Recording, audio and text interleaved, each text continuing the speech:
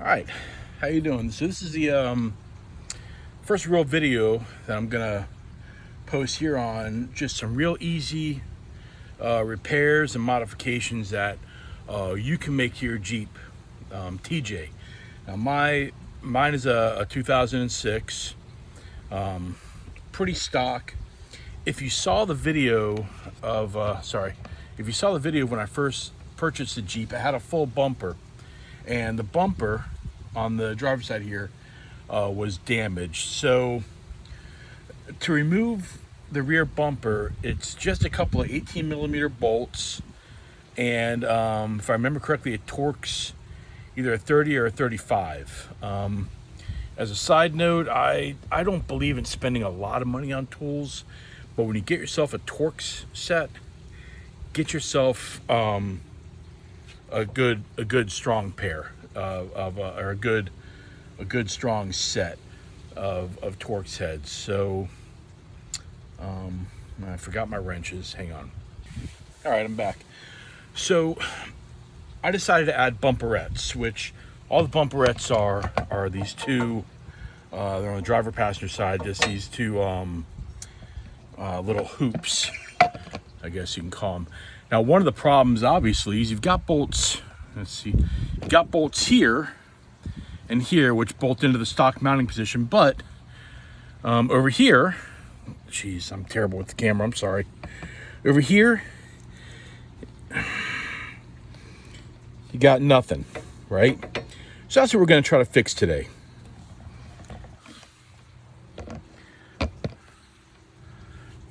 So I'm going to start just with tape.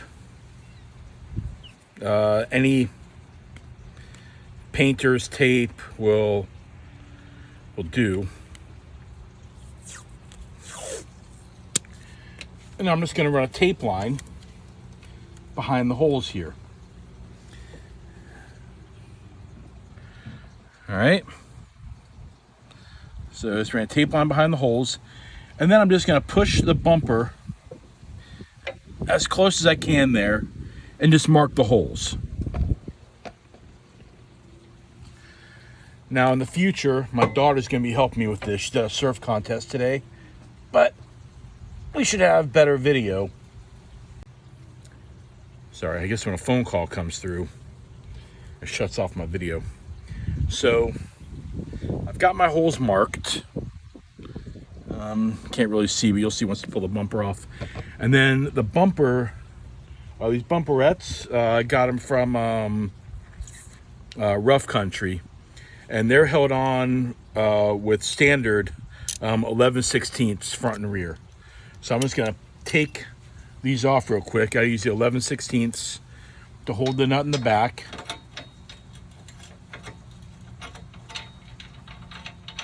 Oh, gee, that was really loose. That nut's off. And that one's off. Wow, I didn't tighten these down. And then these should back right out.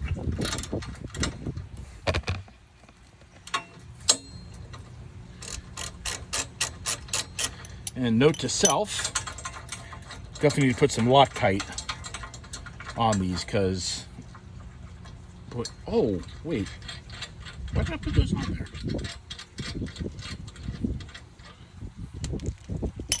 I have no idea why I put those on.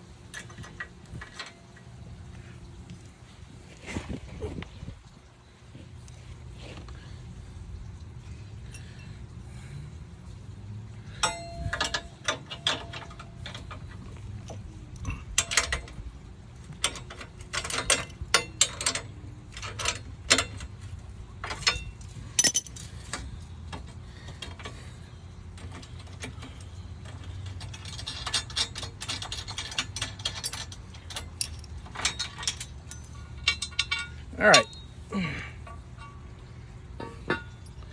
So now we got the bumper off. You can see the marks a little better. And I'm just going to drill a pilot hole in the middle of each of those marks. I'm going to do it on the driver and passenger side.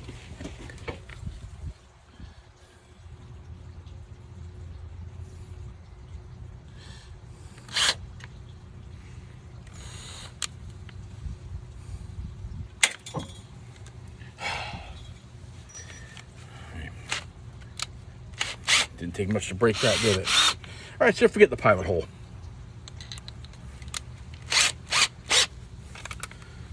This is pretty good for punching through metal.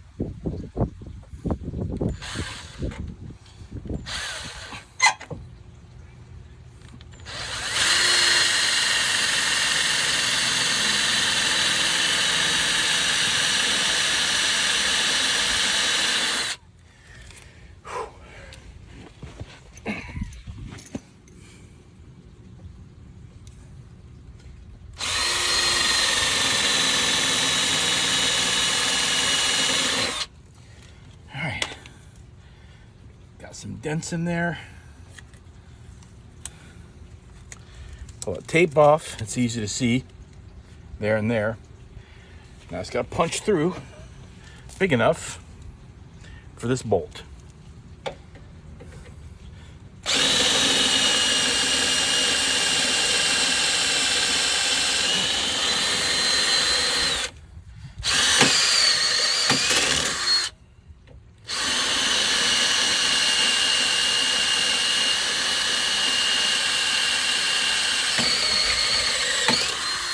By the way, this is a Harbor Freight piece. It comes in a pack of 3. They're really nice for this kind of work. I don't know how often you're drilling through metal. I don't do it that often. So I don't like to spend a bunch of money on them.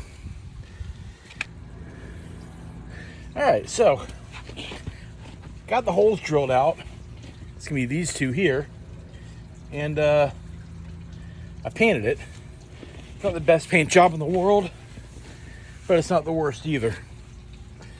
So, let's get this mounted back up. All right, so the way these go on are pretty simple, right? Got the fat washer and the nut. In there. And then your lock washer and your bolt. I'm just going to finger tighten these for now.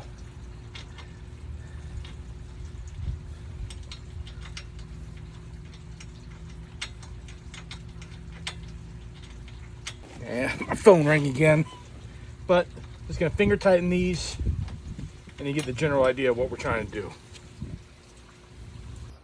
All right, so we had some developments. Got to get behind the frame, but the fuel tank skid plate is in the way.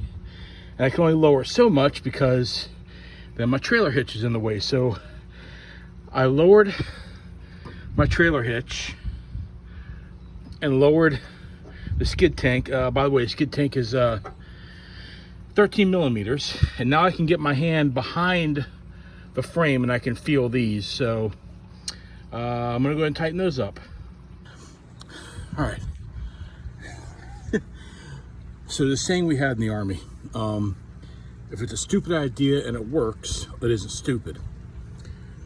So I've got one of the nuts taped to my finger because I can't get my hand behind there and hold it. So I put my finger there, I tighten the bolt until it punches through the tape and grabs, and then I'm good.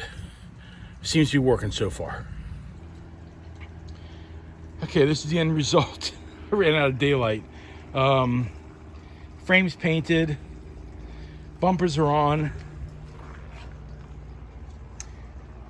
tools needed, floor jack, I didn't really need it, but for the fuel tank. Now I'll go over the tools in a little bit.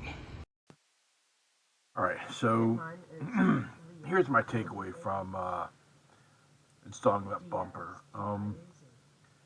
If I ever had to do it on another vehicle,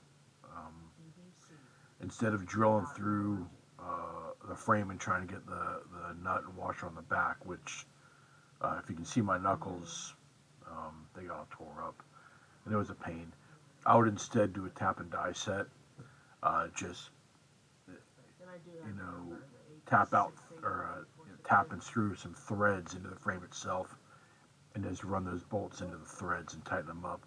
The reality is that these bumperettes don't hold any real weight. They can't weigh, I don't know, 4 or 5 pounds. So they're not really holding any weight. So just keep them from rattling around, falling off. Um, in the future, if this is a project that you want to take on yourself, please just get a tap and die set. I couldn't even tell you what they cost, but believe me, after the hardest part on this thing was messing with that fuel tank and trying to get my hand behind there.